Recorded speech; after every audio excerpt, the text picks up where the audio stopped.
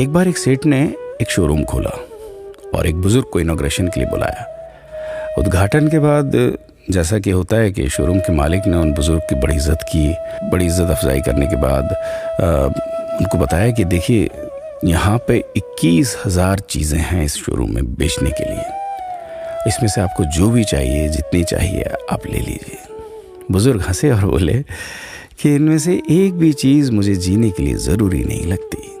मुझे तो इस बात का ताज्जुब होता है, आश्चर्य होता है कि इंसान इन सभी गैर ज़रूरी चीज़ों का इस्तेमाल करता कहाँ है।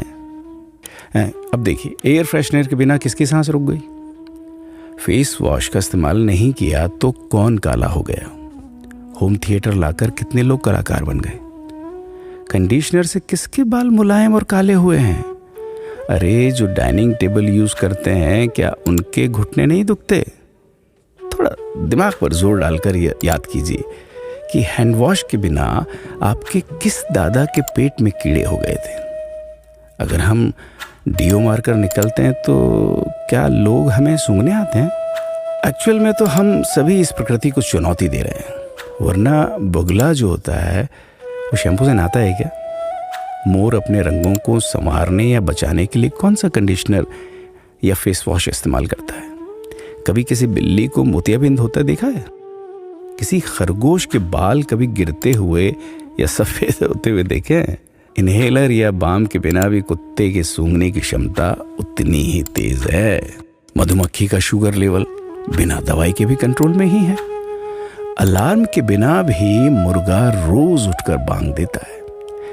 दरअसल इंसान पैसा खर्च करके दुखी होने की चीजें खुद ही खरीदता रहता है।